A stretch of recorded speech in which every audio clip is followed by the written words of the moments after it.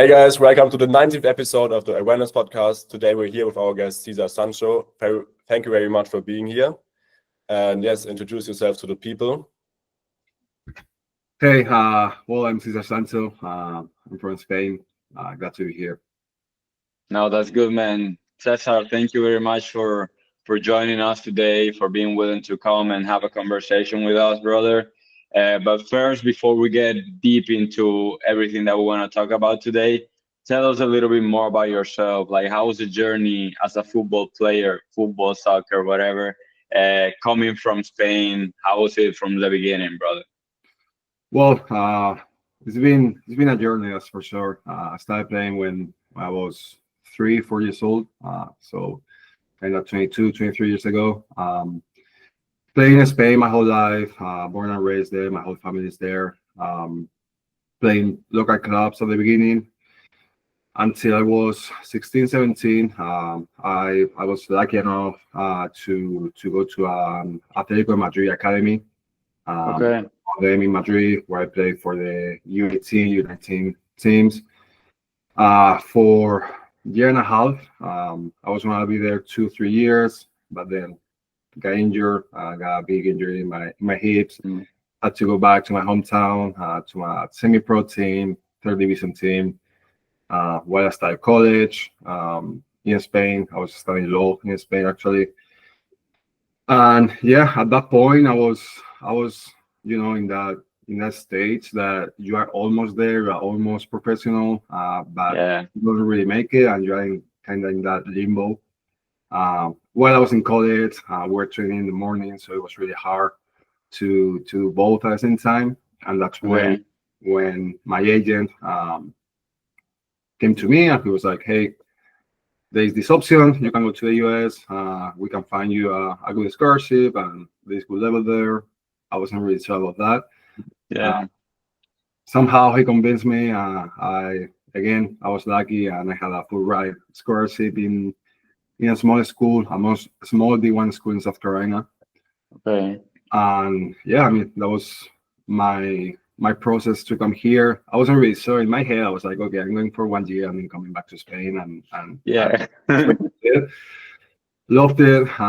Did a good freshman year, a good freshman season. I think I scored like 8 goals that freshman year as a center back. As a defender. Yeah. I scored. Good, that was crazy. One of the first home games, I scored a hat trick with my head. Was that just heading goals or? Yeah. That's crazy. Against a good D1 school too. It was against Foreman. Good, decent. Okay. So yeah, I'm gonna stay here. Stay here for 3 years in South Carolina. The school was Presbyterian College. It's actually the smallest one school in the country. Really? Yeah, there was 900 students. It was good experience, but definitely interesting. And yeah, finished my business degree there, business and data analytics. And then I had 2 more years to play. I had the 4th year and the COVID year. Got into the portal, and I was so grateful that within 24 hours, I think I had 3 full ride offers. I contacted from good schools and all that, and decided to come to Memphis, University of Memphis. I thought that was the best program out for me, and played 2 years, 2 great years. We made the NCAA tournament both years. We didn't win the conference, but we made it with I don't know how you call it, with percentage, right? With RPI. And yeah, second year, my last season, we hosted the NCAA tournament at home, first time in the history. We won. We played UNC the second round at North Carolina, Chapel Hill. We lost. That was my first game. But yeah, I mean, it's been experience, that's for sure. It's been a journey, man, and so many things that you touched on that I really want to dive deep. First, I had no idea that you played for the Atletico Madrid Academy. But then you also mentioned that you got injured. Like, once you get to the point in which you're probably the best level that an academy player can get to, then you get injured, and that forces you to go back home. How did you handle that, man? That was tough. At the moment. mentally it was really hard, and physically, Yeah. I think it took me good amount of time to get back to my level. Yeah. A lot of work, a lot of pain. At the time, because I was the youngest guy in the team, I was in a Hmm. U19 team as a 17-year-old, and Okay. center back. I mean, center backs, you know, might want center backs with experience. I was coming from playing in the lowest division in Spain to play in the top division in Spain. We're playing against Real Madrid, we're playing against Getafe, all this. Yeah. And I remember the first game, the first official game was against Real Madrid at the Real Madrid Academy fields. Incredible fields, I mean, you can imagine. Yeah. And I played good, and I was playing everything. I was like, okay, this is only gonna go up from here. Yeah. I'm in the right spot. I'm with the right work ethic. I'm doing everything right. And I think it was the fifth or sixth game of the season. That's when my hips gave up. Um, Mm. it was in the middle of the game, went for a tackle, and I just heard like a crack in my hips, and that was it. That was it. We didn't really know what it was. We're treating it. They thought I like tore my groin or something like that. So Okay. treated like that. After 2 or 3 months, I tried to come back, maybe worse. So it was like a 7 month process to get back to the field. Okay. Then the rehab was everything at Atletico Madrid, or did you then go back home straight after the No, injury? I was doing pretty much everything in Madrid. I Okay. also had a good PT, physical therapist back home in Toledo. And since I was in Toledo, I was still living in Toledo because it was 30 minutes drive. Okay. Living with my parents and all of that. And thanks to this guy, thanks to this PT back home, he was the one that identified the injury and knew how to treat it properly. Um, but you know how high level soccer is. If you are injured, no matter who you are, they want to find somebody else. They So replace you. Yeah. yeah, Especially the youth teams, because there's so many guys that just waiting for the opportunity. exactly. So there was a guy. I think he was coming from Alcorcon, from the academy as well. Hmm. I mean, don't blame them, and don't blame the guy. This guy actually came to the US as well later on, and I think he's Okay. living in New York now. Great guy. But yeah, I mean, that's how it is. That was a hard lesson that I had to learn when I was young. Yeah. But in the long term, looking back now, I think that helped me understand how everything works.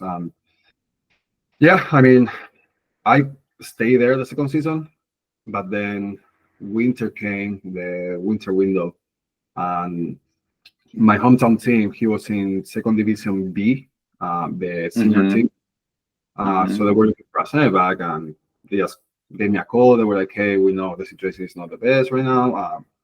You want to join? Come here." I was with the second team and with the first team. I was kind of with both. I was like, "Yes, that's going to be the best decision Okay. for me." And I need minutes. I need to play. I need to be close to home as well. And that helped me out. But yeah, it was. I saw it when I came back home. I kind of saw it as a defeat. Mm-hmm. Now, obviously, now looking back, it wasn't. I'm grateful and I'm happy that I made that decision. But yeah, at Yeah. that point, I was like, okay, I came to Madrid year and a half. I was on top of everything. I was playing everything. I was, playing great at great level, best level of my life. And then I had to come back home, gain some pounds during the injury. How hard it is to get back in shape and confidence and all of that. So yeah, it was definitely it was tough. Yeah, bro. And the reason I wanted to touch on that point is because I've also dealt with injuries in my knee, and I would say like in total in my recovery, it's been like a 2 year injury like journey, you know.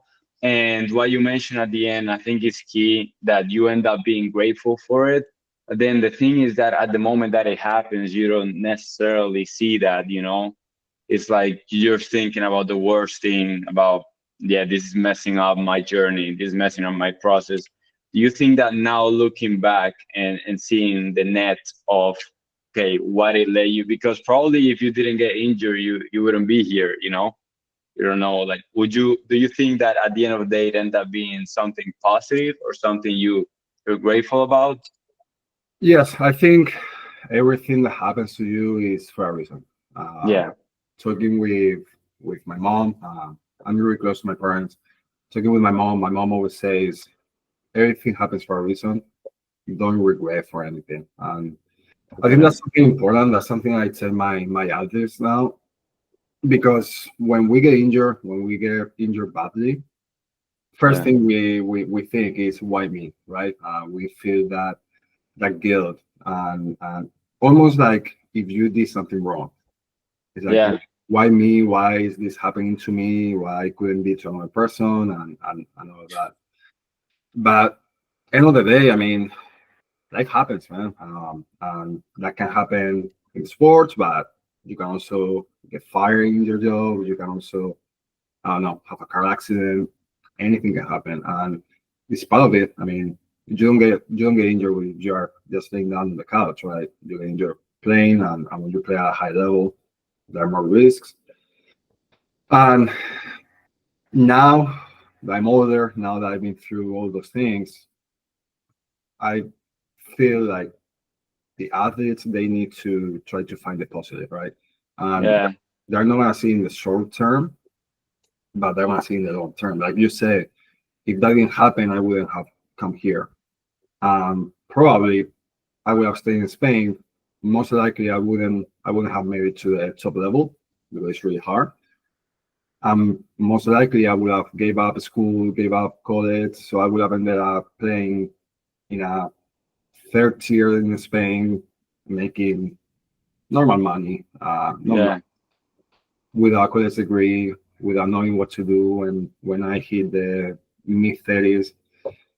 So yeah, I mean, probably that injury was the reason why I came here and decided to come here, and yeah, I mean, just seeing the positive things. I mean, the journey, Definitely, man.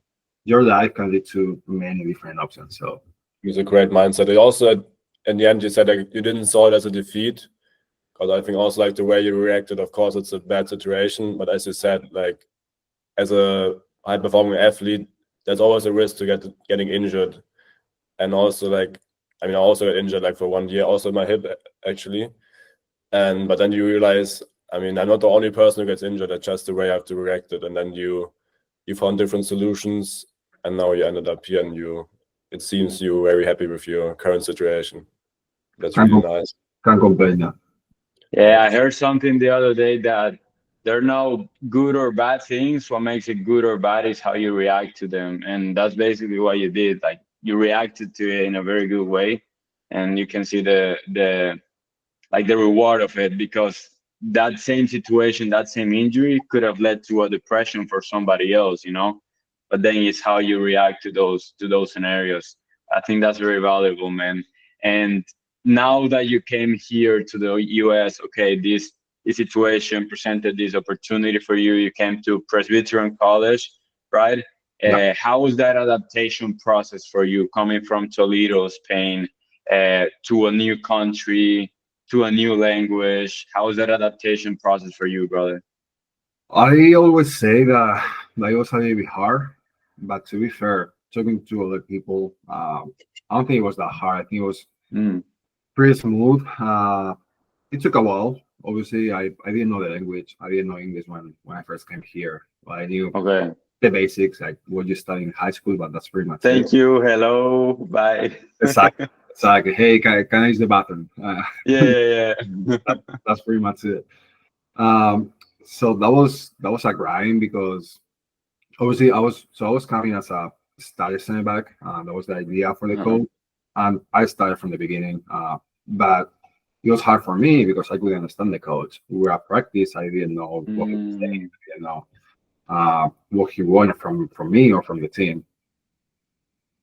Luckily for me, we had 4 seniors from Spain that year, Oh, okay. so they helped me out a lot, a lot.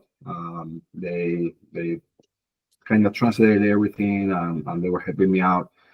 I took um, I took some action in it as well. I went to the coach and was like, "Hey, look, this is the situation. I don't understand English. We need to do something about this because obviously, I mean, you guys know how college works. I got there end of July for preseason, and within Yeah. 2 3 weeks you start season. So there's no Playing. exactly. And I remember within 1 week in there, we played the first friendly game against Clemson. So, Imagine. so it was like, okay, we need to do something about this. Yeah. That Clemson team, I think they won the national championship that year. They had They win it almost every year. yeah, and they had Robert Robinson, who was first pick that year for Inter Miami. So yeah, I was defending that guy. I was like, okay, this is no joke. And Yeah. so I just did some meetings, not daily, but a couple of meetings weekly in the coach's office for him to go over practices on the board. So because I was like, hey, I don't understand that much, but if you draw everything, I kind of understand all of that. Okay. I consider myself a good tactical player, so I can. Yeah. I enjoy that. I like that. Watching film with them and all that, and little by little, with that and with my classes in English and all that, I would say after the first semester, I was much better. I could understand pretty much everything. Talking, well, still struggling a little bit, but after the first semester, I was all done. He even made me a captain after my first semester, my freshman year. Okay. Okay. So yeah, I mean, he was a grind, but worth it, definitely. Yeah. I mean, you took action on it, and like the fact that you communicated it to the coach, and then were willing to have those weekly meetings or periodical meetings with him to like understand more. Some people might just be there and like, oh no, language is hard for me, man. I cannot adapt to it. But then like doing something about it, bro. And then after that freshman year, would you say like it started going like pretty smooth? You adapted really quickly? Yeah, yeah. After freshman year, we have a lot of seniors leaving that freshman year. Mm-hmm. They made me first on the team, so I was like, okay, now even I didn't feel really comfy with speaking English to the team. I know that Mm-hmm. but it was still not my language. Yeah. But I was like, okay, I'm the captain. I need to do something about I this. have to do it. I have to, exactly. I have to. And I think that was another thing that helped me a lot, and I think that was a good decision by the coach to give me more responsibilities. So that will help me with my adaptation and with my English and everything overall. And yeah, I mean, after that first year, I really thought about leaving. I really thought about transferring, Okay. but because I did a great season, I was like, okay, if I transfer now, I could get, I mean, maybe an ACC or maybe a top team. But I Yeah. didn't know that much how college soccer worked at that point. Mm. I wasn't that educated with it. Okay. So I was like, nah, I'll just stay here. I'll finish my degree here, and then we'll see. And luckily, we had COVID, which was positive in some way because I had the extra year. He gave you the other year. Yeah, Okay. so it kind of worked out. I have Memphis, which I mean, I'm so happy that I made that decision. I have some other great schools in better cities to go to, Yeah. but decided to go to Memphis, and I mean, great team, great season. So yeah, after that first year, it was much easier. Everything was much easier. What made Okay. you go to Memphis in the end? Because you said that you had some other schools in nicer cities. Yeah. So Memphis wasn't even my first offer. I think Memphis was the last offer that I had. First offer that I had was USD, University of San Diego. Mm-hmm. I remember from the first year, I was like, man, I'm in the East Coast, for whenever I transfer for my master's, I want to go to the West Coast. I want to go to Yeah. I always say that I've never been to California to this day. Okay. And then it was like Perry, it was like a dream, right? Because into the transfer portal within 24 hours, had a call with the coach. The coach was like, "Hey, we want to rebuild the team, and we're trying to find some key players and build the team around them because they were coming from a bad season." And Okay. I was one of them, and they gave me a full ride offer out of the blue, and I was like, "Okay, this is what I wanted, right?" But now, Yeah. okay, let's wait, let's see what I get, what else I get, and then I got Memphis. And I had that problem because the third school I wasn't really interested in going. So I was between those two, and I was like, okay, what did I come to the US? Did I come to have a great time, to be on vacation, living in San Diego? Yes, San Diego is not great for that. I mean, Yeah. the campus is on the beach. Like, it's perfect. Between classes, go for a swim, right? Yeah. Probably awesome lifestyle, but then the other part was like, but no, but I didn't come for that. For that, I have spring break. For that, I have my holidays in my vacation in Spain. But I came here to play soccer. I wanted to be playing. I wanted to be playing after college at that point. So I was like, okay, I came to play soccer. I came to play at a higher level. At that point, Memphis was a better team, a much better team. Because San Diego was coming from a 2-11 season or something like that. Oh, yeah. So it was really bad. Memphis was I mean, Memphis playing a great conference with great teams, and I was like, okay, let's do this. Let's go to Memphis, and that's it. So that was the point. I had the same, like, I also transferred this year, like I got in August to South Carolina, Columbia, and also I got the offer from Miami, and I was like, oh my God, I'm gonna go to Miami. It's gonna be so nice. But then I thought about, like, also with my parents, it's like, yeah, I mean, of course, it's nice to have vacation in Miami, but then let's say I stay there for 1 year. There's so much, like, it's so many distractions for the sport and also for studying. Yeah. Just, Yeah, you end up putting like your priorities, like, okay, you think about what your priorities are, and then you end up putting that at, like on top, you know, because you like, and most of this at this stage, you have to prioritize your development and see what college or what place is gonna give you the best for your development. Exactly. No, I always say, because I know myself, obviously, I mean, I'm young, or I was even younger. I love a good time, right? I like David and hanging out and having a good time.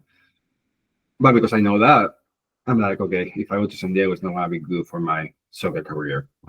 Yes, I'm gonna enjoy, but then I want to pay the price. So I think that was a smart decision. I mean, it was like a week process, thinking process. I woke up one day, I called the Memphis head coach. I was like, hey, I'm going to Memphis. It's like one of those impulses that you get, like, I'm just gonna do this because if not, I'm just gonna think more about it. Exactly. Yeah, just like that. Woke up, made the call. That's it. Yeah, just so you don't regret after. Exactly. Brother, and like, of course, you mentioned how you did a very good job. We also saw that sometimes you won even Defensive Player of the Week there in Memphis, and it was a great two years. But now, also talking a little bit more about now in your work, like now you're data analyst and sports scientist there in Memphis. Run us a little bit about through that process of how you transition from player to coach. How is that process? It was a journey as well, because I didn't know what I wanted to do. Kind of wanted to keep playing. I wasn't 100% sure.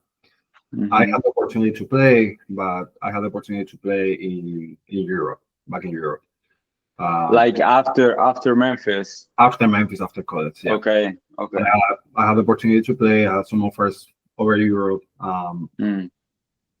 Just, I had that problem, right? Because I didn't want to leave the country. I didn't want to leave the US because I'm happy here. I'm happy in Memphis. But at the same time, I kind of wanted to keep playing. Yeah, of course. I had that, I call it identity crisis, right? When you retire from college and you've been doing that sport for so long. I mean, your whole life. From It's nowhere. like who you are. You're a football player, you know. Exactly. That's all you've been all your life. Like, Um, oh, that's the football. That's the guy that plays football.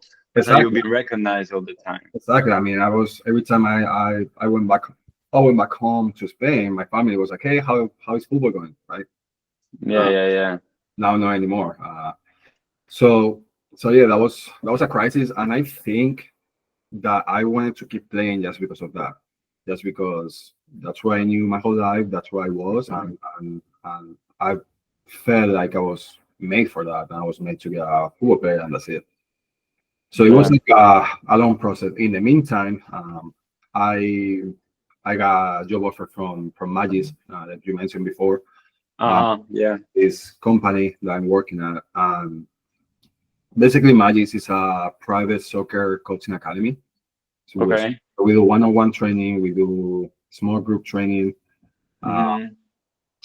we touch a lot of the mental aspect as well, some nutrition. Okay. We touch a little of everything. So yeah, so while I was making a decision, I was like, okay, I'll stay here on my OPT, so I can work, and I'll be doing this. I'll be working here. I moved out. I moved to downtown, got an apartment for myself, just moved with my dog, and I'm like, okay, let me figure everything out here while I'm still working. I'm still working in the sport, and making money to pay the bills and all that. Okay. And that was working in Magis, Yeah. right? Yes, that was Okay. working in Magis. Because I didn't start with Memphis until January, Okay. this Okay. last January. So yeah, I mean, doing that, did that for a year and a half now, around a year and a half now. Hmm. Um, and then a few months ago, not too long ago, well, I guess it's like half a year ago now, I decided, Hmm. okay, this is my decision. I don't want to play. I know I keep playing because I was still in contact with my agent, still talking with some clubs. Oh, Uh, like you were still in that process of, oh, should I keep playing? Should I don't? Okay. Okay. yeah, I even went to San Antonio for some tryouts from some international teams that came, and my agent Okay. sent me to them, and it was like kind of doing all that stuff while I was working. Okay. Okay. And then I was like, okay, I'm not gonna do this anymore. That's it. I remember the last when I decided that was when I got an offer from a team in Iceland, Hmm. um, and I was gonna take it. I was actually gonna take it, Mm. and at the end, I was like, hey, I have a dog. I have a dog that I found here like a year and a half ago. I Yeah. was, I'm bringing my dog with me, and they didn't allow me to bring the dog to the apartment. I was like, okay, that's a deal breaker. I'm sorry. So that was like that small thing that I needed to Imagine, man. make up my mind. I was like, okay, this is not for me. So that Um, was what made the decision at the end of the day. yeah, I think that was the last drop of the glass, right? Yeah. The last small thing that made it. I don't think that was the You like John Wick with his yeah. dog. You can't go second. Imagine how different of a life it would be like we right now in Iceland, you know? Yeah. Yeah, and probably because I think season is over now in there, probably they wouldn't renew my contract and I would have to move to another country. That's another thing that I didn't want to. I've been moving from state to state or from country to country the last 6, 7 years. I want Yeah. stability in my life too, Yeah, right? you want it? Yeah. Mm. So Okay. yeah, and then I started with Memphis. The Memphis called me. They needed a performance analyst, a data analyst for the team. I Mhm. started as a volunteer in January. Okay. Uh, Okay. So the whole coaching staff was the same coaching staff as when I was a player. So they knew me, Okay. and we kept the contact because I was still here in Memphis. And yeah, I mean, volunteer just because I love the team, I love the school, I love the program, and I love doing that, right? And I knew it was gonna be good for my resume because I didn't want to stay in the private coaching side. I don't enjoy it that much. I like it, but I don't enjoy Yeah. it. I don't see it as a career, right? And You prefer like being in a team environment, like in a high performance team? Okay. yes, and I'm in a high performance team. I not that much in the development part, right? I prefer to be Okay. D1 school or in a MLS Next or something like that, right? Yeah. And yeah, I started doing that, and then I was like, okay, this is what I want to do. This is my new identity, right? Yeah. I'm a coach. I'm a soccer analyst as well. Like, this is what I'm good Okay. at. This is my new me. Until really, well, 2 months ago or month and a half ago, the assistant coach got a job offer somewhere else, and I took it. So that was an empty spot, and I was like, okay, let me apply, let me see how it goes, and thankfully, a week ago, week and a half ago, they made the call, and they were like, hey, you're the new assistant coach. It's nice. So Yeah, now you brother. do both analytics and co-coach. Sorry. So you're doing both now? So right now I'm doing both, but it's gonna be just for this month. So I didn't leave all my players at once, and starting July, which is when we kind of start getting ready for the preseason and all that. I'm just gonna focus on Memphis. Oh, okay. That's great, man. I know you told me last week, and congratulations, brother. Like, I imagine it's a very, very good position for you, right? Probably what you were looking for. It's Yeah. also really nice to, like, of course, you said like you maybe want to keep playing, but just to stay in contact with the sport, I think it's amazing. Yeah, be in that environment. Yeah. That's something that I knew I wanted. I didn't want a 9 to 5 job. That's the thing that I knew. I was like, I don't want to do a 9 to 5 job in an office taking care of some, logistics stuff or something. Yeah. About something that I don't really care, that I don't really like. I'm just waiting for the Fridays so I can go out and have a beer. Like, I didn't want that. Yeah. I needed to stay involved in the sport, which is at the end of the day is what I love. So That's great, man. I mean, you're just getting started, no? Like, what's gonna come is even gonna be bigger. So, I'm looking forward for it. Yeah, hopefully, brother. Now going a little bit more inside the data analytics part of the sport. Like, how does that process look like in a high performance team of analyzing their data, tracking their metrics? How does that look like? it's a lot. It's a lot. Sorry. So when we talk about analytics in the sport, in soccer more specific, we talk about two different kinds of data, right? Mm-hmm. We talk about more soccer specific data, which is, Right. I'm sure you guys are familiar with Y Scout and these apps. Those are great because without them, I would have to rewatch every single game and count every single pass, count every single shot, and all that. They do a great job, so they give me a full report of all the data. Then with that is when I do the analysis, right? I put the most basic analysis is just put that data into graphs using Excel or Tableau or whatever you want to use, and just present it to the coaches, which is great for an overall view. And then for a more specific scientific area, you can do some coding, you can do some predictions, right? So let's say you just start tracking data from that season. This is something that I was doing a lot during this last semester, tracking all the data from last fall. I mean, like, compared to the conference, to the teams, like, how many goals do we need to win the conference, right? And obviously, it's soccer. It's not math, and there's always going to be a lot of factors. But we've seen that those numbers don't lie, right? If we score these goals, we concede this many goals, we might have a chance, right? Our chance by like 65% that we're gonna win the conference, right? So stuff like that. More complex things that, to be fair, I don't really present to the head coach. I just present to the head coach the last result. Like, hey, we need this for this, and that's it. Like the implementation part. Exactly. Okay.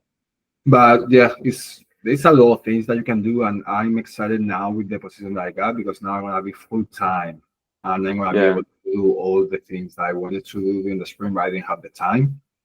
So I'm really excited to start, playing with it and do all that kind of stuff. And I mean, it's a try and fail, right?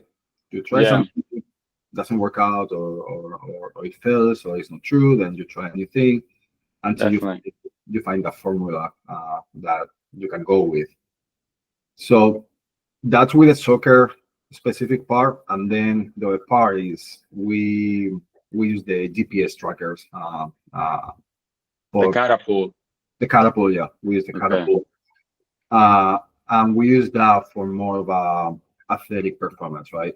okay, In okay. in this area, I'm more in charge of the analytics part, but not that much in the performance because at the end of the day, I'm a business degree. I'm a sports scientist per se. Uh, Yeah, but that's when I started working with the strength and conditioning coaches, with the head of strength and conditioning okay.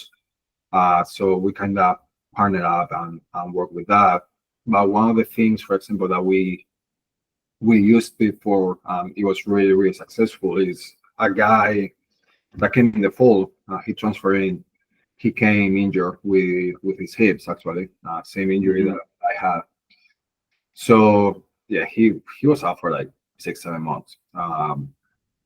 And because of that catapult, we were able to track his progress day to day, and Yeah. how many accelerations we wanted him to make, how many Oh, nice. decelerations we wanted him to make, how many obviously how many miles, how many high speed distance we wanted him to run, and we will cut him right.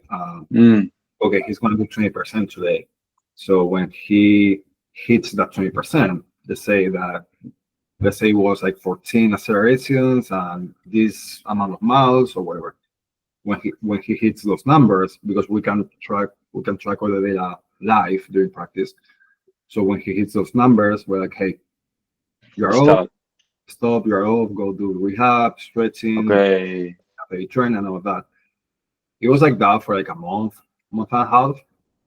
And last game of the season, he was able to make it, which it was surprising because the doctors were like, "Hey, for the spring season and just get ready for the fall." He was able to make it. He kept trying for a hat trick that game, and we were like, "Okay." Not saying that this was the whole reason. Obviously, the guy worked really hard to get Yeah, there, really positive mindset, and he was a great professional with dealing with that. But if it wasn't for that, we most likely wouldn't have been able to manage the way that we did. So it's really definitely, nice. man. I think I never heard about an approach like this. And I think also for the player, for the injured player, it's nice to have a team behind your back telling you like, okay, like now take rest, because then you feel more safe. Because I think especially after a muscle injury, or was you said you tore your groin, or like the groin muscle? Yeah, it was the hips, but yeah, it Yes. affected groin, affected everything.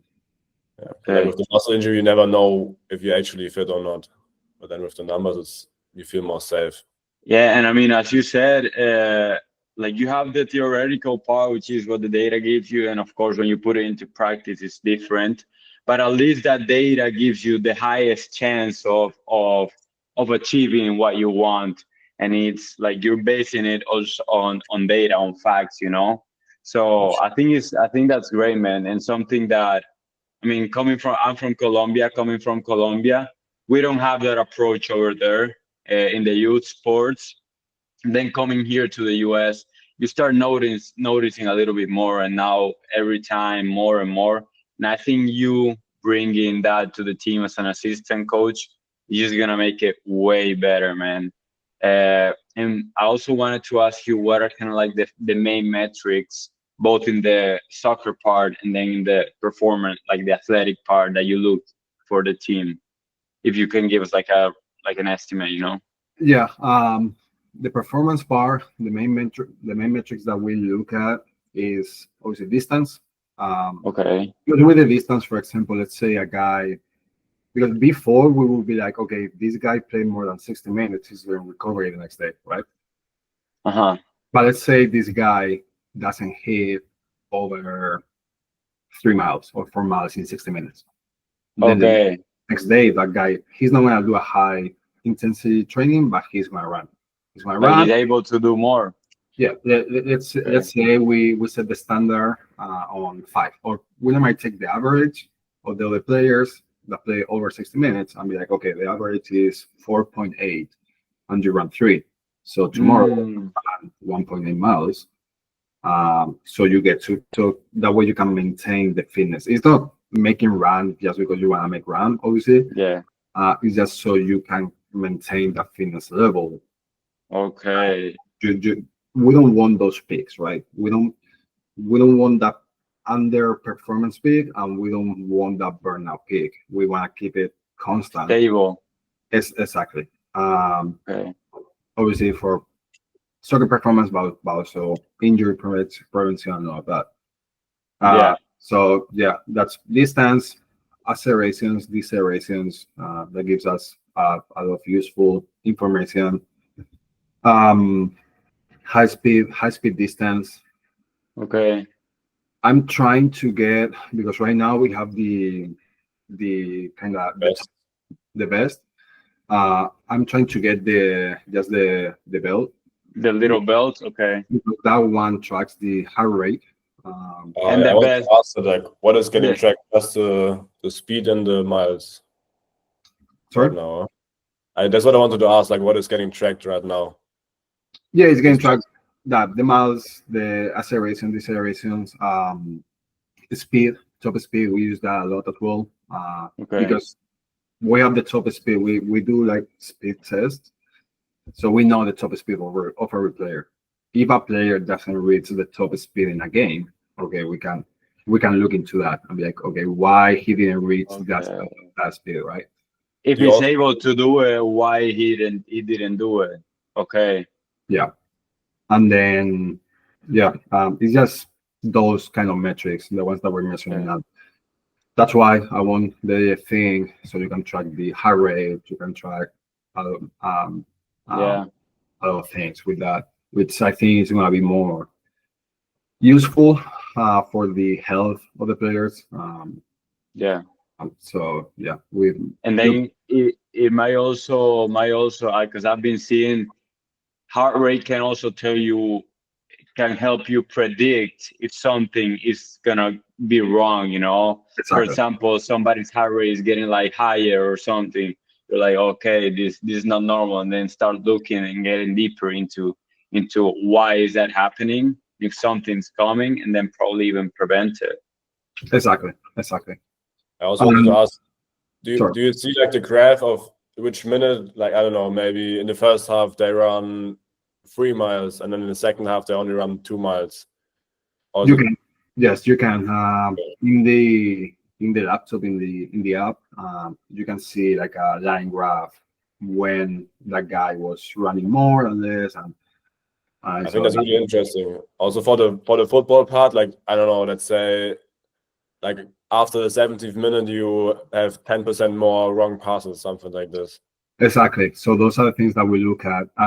One thing that I was forgetting, which is the main metrics that we actually look at. There are 2 metrics that Catapult measures for you, calculates, which is volume and intensity, right? Mm-hmm. They use different metrics to calculate that, like distance. I think it's distance times high speed distance divided by something. It's like a formula for it. Yeah, it's a formula. I'm so happy that they do it for me because I don't wanna do it myself. Funny thing, really interesting. Taking last season games, last fall season games. The games that I established that 95% confidence interval, the volume was, let's say, 100%, right? I said the 100% like the ideal average, ideal volume for the team. Yeah. I made a 95% confidence interval, which will go a little bit lower and a little bit higher, which would still be normal. So the games that the volume and intensity went below that confidence interval or above that confidence interval were the games that we lost. So if you underperform or you overperform, because if you overperform, that means that you are running too much. Why are you running? And then you can look into the soccer stats, right? You are running a lot, but also you are keeping, let's say, 35% of possession, and you are missing X number of passes. So you are not holding the ball like you should. You are running a lot, so your volume is really high. You are getting more tired, and you are getting scored on, and you are losing the game, right? So the games that you guys lost were correlated to those games in which you guys went over or under the expectations, right? Like the specs. All of them. It was really satisfying to see the graph, because I made a bar graph with 3 colors, right? Green, the green bars were the games that we won, the red bars the games that we lost, and the yellow graphs the games that we tied. I was really satisfying to see all the green bars were within that 95%. Yeah. And then the other ones were either below or over it. So that's don't lie. Exactly. That doesn't lie. And that was perfect, because that was also one of the first things that I did for the team. And that was perfect to present to the head coach, because he's like, hey, look, this is really clear. Like, these are the games that we won, and these are the games that we lost. And then obviously, then you can start looking game by game, right? That's when you look at soccer stats. Yeah, no, I think like having a data-driven environment in a team, especially like when you start talking about high performance, like a D1 college, it just gives you more chances to know what the most optimal like level of performance is. Because as you mentioned, sometimes people think, no, you just have to give your like the most all the time. Then if you also overperform, you might also be doing some harm there. So kind of like finding that spot in which you perform the best. And then if you have data backing that up, I think it just makes it better. Oh, that's great, man. That's actually very fascinating though. Brother, what is one underrated metric that people don't really think about? I wanted to ask, like, after you like saw the result, like, how did you guys work on that? Like, how did the next practices look like? That's now I'm gonna have to participate on that as well, because I'm an assistant coach now. But for this last semester, it was more of, hey, I'm giving you the data, I'm giving you the facts. Now it's your job to kind of figure it out, right? Okay. Now that I'm in the coaching staff, now it's gonna be, okay, how can we change, let's say, the build-up, right? So we will analyze the tape, the video. We will go over the game and be like, okay, these were the main reasons why we couldn't keep possession, for example, if that was the case. Okay. And then we will, okay, when did we lose possession? Trying to build that from the back. Okay, let's work on that. Or in the final third, we weren't able to finalize. We were having too many turnovers, or we're getting caught in transition moments. We will recover the ball and then right away lose it again and get a counter attack. So depending on what were the reasons, then you can start and address that and work on that. Okay, kind of like taking the data and then looking at the game to get some more context on why was it, right? Exactly. So that's the goal in data. With data, the goal with data is not make a decision based on that data. The goal of data is, okay, numbers don't lie. These are the stats. Okay, now I can be objective and go into the video and be like, why this happened. If you don't have the data, you're gonna be really subjective, right? Let's say, I mean, you know your players, and you're gonna be like, okay, no, this player doesn't miss that much. Like, this player always plays good, but maybe that player didn't play good, right? Maybe that player had 7 turnovers. Okay. So you can look into that in a more objective perspective. Okay, and that is for the tactical part. Then for the more athletic part, you just go to the coaching stuff again. So like, for example, you present the data to the strength and conditioning coach, for example, and you say, okay, what are we gonna do about this? Yes, and Okay. and in the team as well. Maybe we realized that a striker is underperforming, for example, and I have the case that the coaches came to me. They were like, "Hey, check his numbers in practice. He's underperforming. He's been really bad the last couple of weeks." And then you check out the data, and okay, his high speed distance, his sprints are really low. He's playing with really low intensity. His player load is really low. Okay, Yeah. then you have that, and you can address that just talking with him, right? I'm like, "Hey, what's going on?" Like, these are the data. These don't lie. Why are you playing with this intensity? Let's do something about this, right? Yeah, it gives you the chance of going to him and like showing something, not just Yeah. saying, "Oh, you seem a little bit off," but like it's actually in the data. It shows that it's off. Yeah, I always like Okay. to bring my iPad and be like, "Hey, look, I'm not saying Yeah. this because I don't like you. I'm saying this because I'm seeing this." Right? They see you coming with the iPad. They know something's They, coming. they know something. Yeah, they know something's going on. Yeah, Also, yeah, you asked when you played at Memphis, did they have an analytic coach already? No, we actually didn't even have catapult. yeah. They got catapult the year after, well, the semester after I got done with them. Okay. Okay, So brother, With you, they didn't need it. and yeah. With you, they didn't need it because you were motivated. I was a monster. I didn't need it. Brother, and you told me like you play with young athletes.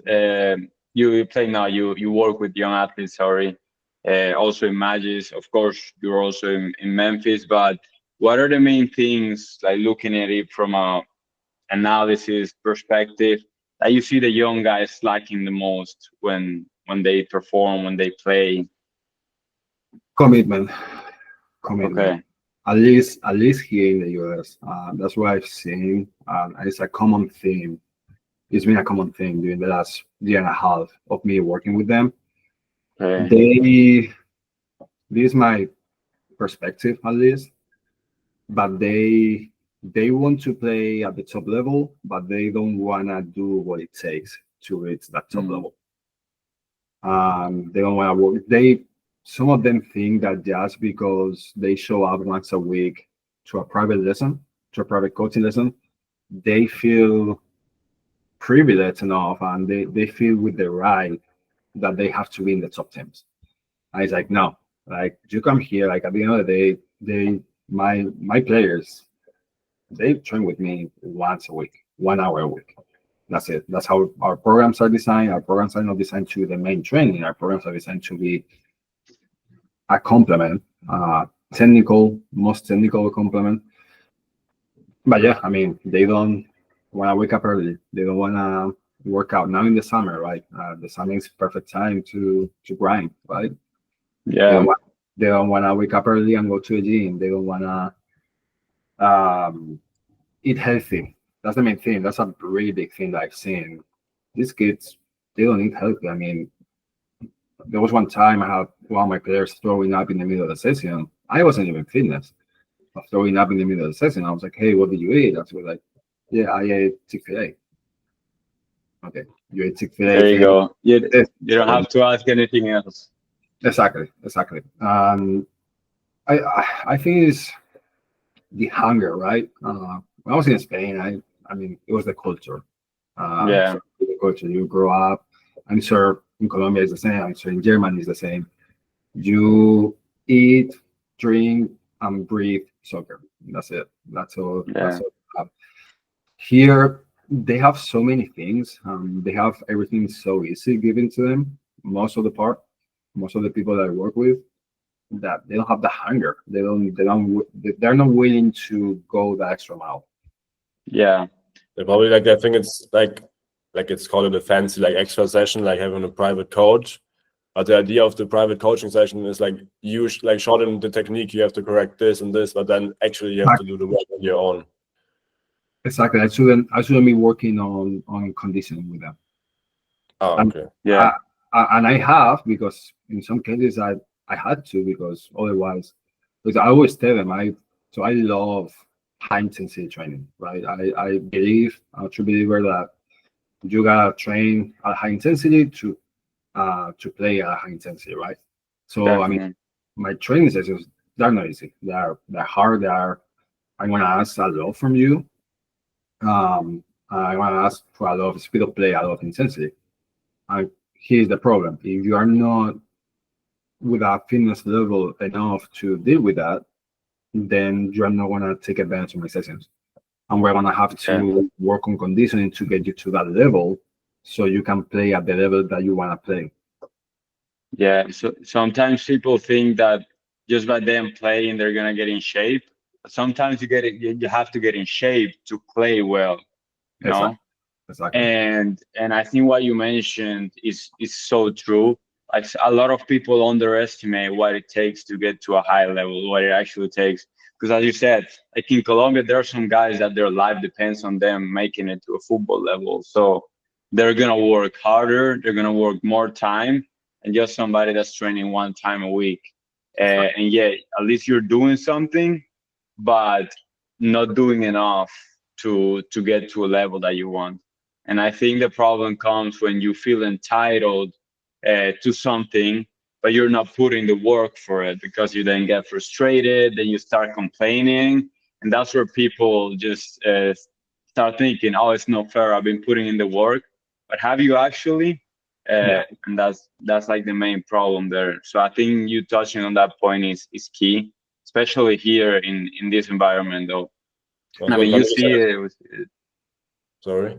No, you go, bro. What Camille said is completely right. It's also like just the mindset, like you go into the session and let's say you get completely destroyed. And maybe either you say, okay, oh, it was a good session, I'm done now, or you say like, okay, damn, okay, I'm not fit at all. I have to do some more on my own.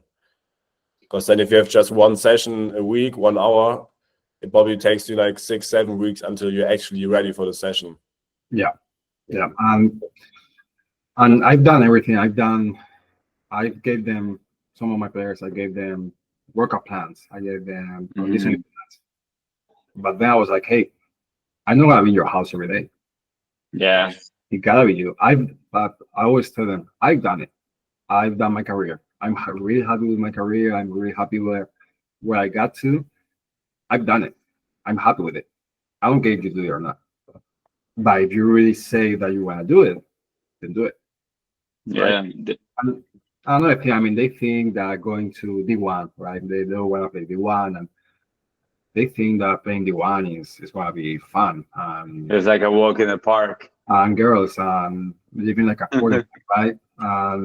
Hey, playing D1 is waking up at 4 or 5 a.m. to go lift, and then practice, and then class, and then take a little nap if you can, if you have the chance, and then go practice, and then eat healthy and traveling. And it's like, hey, not even when you get there, you get to relax. Like, it's a grind. You get to relax when you're at my age, you recycle it, and then you can start, going to Vegas if you want, right? Yeah. I heard it. I heard it say, yeah, you went to Vegas like 2 weeks ago. That's what I'm saying. I heard it saying that people want what successful people have. They don't want to do what they did to get there. Yeah, And there was a quote. There was a quote saying that in the locker room, I think. yeah, So, yeah. then probably that's where I saw it. No, man, I think what we talked about today is fascinating, man. I'll be willing to have another talk and probably get a little bit deeper in some of the stuff. I don't know if Maz, you have anything else to say for. I think I interrupted you before. I think it was an interesting question. Like, what's the most underrated metric that you're tracking right now? Probably that's a hard one. You mean soccer wise, or you mean athletic wise? Just in general, like you. Probably goal opportunities. Goal opportunities. Goal opportunities. They're not missed. They're not missed shots. They are goals based on some metrics and some percentages of being like, okay, if you take the shot from the penalty spot, for example, you have an X percentage of making the goal, right? And depending where the goal goes, you have X percentage. No goal opportunities. Goals expected. Sorry, Okay. it's Okay. goals expected. Yeah, that's a metric I've been starting to see more and more every time. Yes, and Yeah, for me, I love them. I think it's so interesting, like how much stuff you can track. Like I had he had a podcast, like I think Kevin Lewin, when Ancelotti went to I forgot the name of the club now. Everton. Yeah, Everton, and then Kevin Lewin said like he just said just stay in between the 16-yard box, and he was like, that's not how I play. But then he's got like 15 goals this season. And it's like, okay, I just did it what he told me. And just looking at the numbers, and also like what Camilo said, like you can doesn't say it's going to be 100% the results you want to have, but like just use the numbers if it helps you at some point. And then, yeah, Like and that's the thing. You want to do something that you have a 70% of success rate, or you want to do something that you have a 40% success rate, right? Yeah, exactly. I take my chances. Of course, no, every time. Brother, like I was saying, I think this conversation was great, man. Like we got a lot of value from it, and I hope that the people watching it got a lot of value from it too. Just from the beginning, like how you started dealing with your injuries, how you went from like being at the top of somebody at that age, could be Atletico Madrid, to then going back home, but then having the ability to approach that situation in the right way, and then making the best out of it. And here you're now, like making a career, had a college degree, now doing what you like, doing what you love, which is being in a high performance environment. And then just also all those things about what you see in a high performance team, the metrics, the data. I just find it fascinating, man. So I'm really thankful for that, though. I don't know, before we leave, would you be okay if we go through some rapid fire questions, bro? Let's do it. Perfect, man. Now, so let's start a little bit personal, man. You've been in the US for some time. What is the thing that you miss the most about back home? Food. The Food? Yeah. Which one? Paella. Of course. Paella. Okay. So you've been here some time. So what's your favorite memory in the US after Las Vegas? No, I was actually thinking about that, but no. No, my favorite memory is probably my first Thanksgiving. I went with a really good friend that I made in South Carolina, a baseball player. We went to West Virginia, middle of the mountains. It was beautiful. It was so different than back home. So that was probably the best memory. That's great, man. And then the favorite football moment? Favorite football moment? Man, probably in Spain before going to Madrid, to play in Madrid. That year with my hometown club, the club that I played my whole life for, we got promoted to the next division, and that was a really big accomplishment for the club. We grinded out. I think I scored like 25 goals that season. It was crazy. that moment of winning the playoff game and getting we won them at home as well. So packed stadium for a U16 team. It was insane. It was awesome. You were a goal scorer, man. I've always been, for some reason, man. For some reason, I was really good in the air. Headers was my game, and yeah, I mean, for some reason, I've been really lucky that I've always had some teammates that they were great with corner kicks, putting them where I needed them to go. Yeah, I mean, just putting my head in there and being lucky is most of the times. But yeah, I think you're not lucky when you score 25 goals a season. Well, yeah, that's great. So what would you say is the biggest mistakes athletes make that harm their performance? overall, yeah. life, do things that they enjoy in the short term, sacrificing the long term success. delay and that gratification. like eating this or going out tonight or those things. And don't get me wrong, I've done it too. I've done it in some moments, and that's why I know. That's key, man. That's key. I think that's that what you said there is like the key for everything. Yeah. Also in every aspect of life, not just in Yeah. football. There's a quote that I saw the other day that says, if you think the price for success is really high, wait until you see the bill for failure. Okay. Mhm. So I yeah, have to write that down. yeah. Look it up. That one hits. Yeah, that one is definitely, man. Brother, let's say you're scouting a center back. What are the things you would look at, like from the player? First thing that center back has to have for me is defensive power. I mean, Okay. gotta be strong, gotta be quick, gotta be fast. I don't like the slow. I know there are some slow center backs and they can be great. I'm just not a big fan, at least here in the US, because the style of play in the US is so different. You need to be fast. Yeah. So I need a athletic, strong center back that's good in the air, that doesn't lose a challenge. Then, if you have that, then I'm gonna be looking at obviously your build up. Can you play with your feet on the ground a little bit? You don't have to be Leo Messi with it, but make smart decisions. Okay. And then long balls. Can you make a good diagonal ball? Okay. But starting with the defensive foundation. Yeah, because at the end of the day, making a good diagonal ball, if you're a big one player or a big two or a good college player, you can teach them to make a good diagonal ball. Yeah. But when you are 20, 21, 22 years old, it's really hard to teach a player to be aggressive. Oh. Because Okay. because it's more of a mindset, or at least that's how I see it. Yeah, that's true.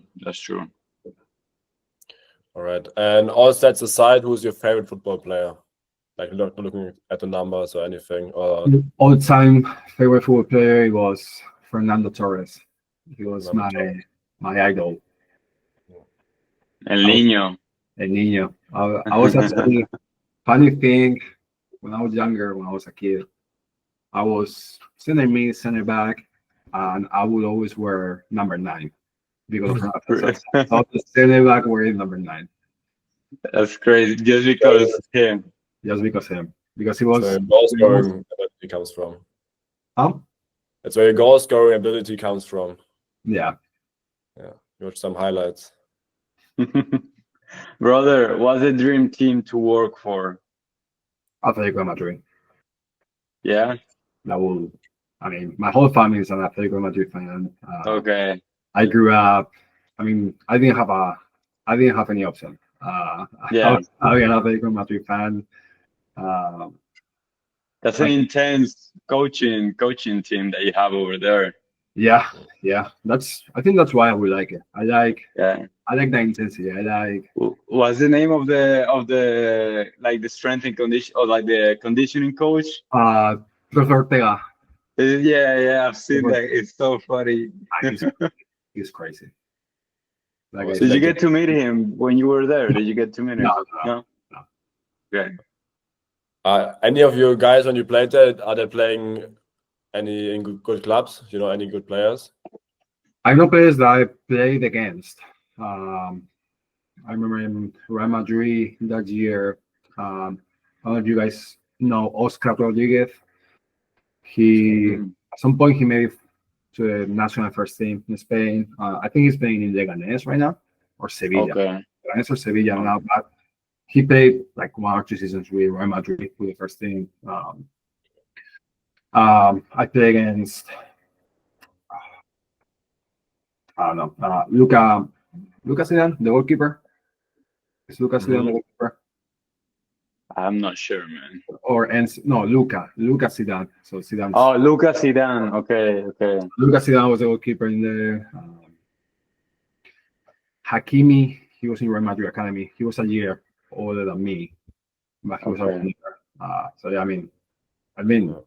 seen a lot of players, and some other players that I play against, but I probably don't even remember. Okay. Can imagine, man. So, what's the toughest game you ever played? Clemson. Clemson. The first game. Clemson first college game. I thought it was gonna be like a walk in the park. Got humble. Like Yeah, that was the first time in my life, and the first and probably only time that happened to me. That was like, I can't deal with this guy. I can't deal with the striker. And That was the first trick. Okay. that was probably the only time that happened. I mean, obviously I played against great strikers that they got me some points in some plays, but some of the plays I got him. yeah. With this guy, with Robbie Robinson, I was like, I can't, man. Fuck, bro. That was tough. Brother, yeah. I'm gonna look him up. We're gonna look some videos from him. I mean, he was. So he got drafted. He went to Inter Miami because that was the first. He went to Inter Miami the first Inter Miami year in the MLS. Okay. Yeah. And then Messi came. He was the replacement for Messi. So when Messi got off the field, he was getting. Only that. So imagine that. Yeah, crazy, man. Brother, what is one metric that you cannot track but you wish you could? Heart rate. All right. I mean, well, let me change that because heart rate you can actually track it if you have the. Yeah, that's what I was gonna ask. Like something that's not even trackable. Yeah, that is not trackable. So that's a good question, man. Man, intensity level. I go crazy with intensity level. Yeah. I would love to be in the player's head and see what they think in the middle of the training. Yeah, like something that says he's at 50% intensity. Exactly, and exactly. Because sometimes you see some mistakes, and there are mistakes that they're because of the intensity. So I'm like, yeah, I wish I was in his head and be like, if he's thinking about, I don't know, about his girlfriend or about where to have dinner tonight or something like that, right? It's also interesting because some players look so relaxed on the pitch, also like professionals. I know. And then people say like, oh, he's just walking around, but maybe it's just like because he looks relaxed doesn't mean he doesn't put the intensity in. I mean, look at Messi. I love Messi. I mean, he's relaxed. He's walking on the field, but if you look at him, he's scanning all the time. When he gets the ball, he knows where everybody is. There's a lot of energy he's doing like internally in his mind, not necessarily running all the time, but he's also spending the energy on scanning the pitch, seeing what he's gonna do next. And it's a God-given gift. That's that guy's just different. I like to think that guy sees the field like playing FIFA, right? From the top. Yeah, like from the top. It's incredible. Okay, and to finish it off, what's your advice to young athletes? Grind it out. Grind it out. Now is the time. I mean, you don't get to League One or to professional or whatever your goal is that year.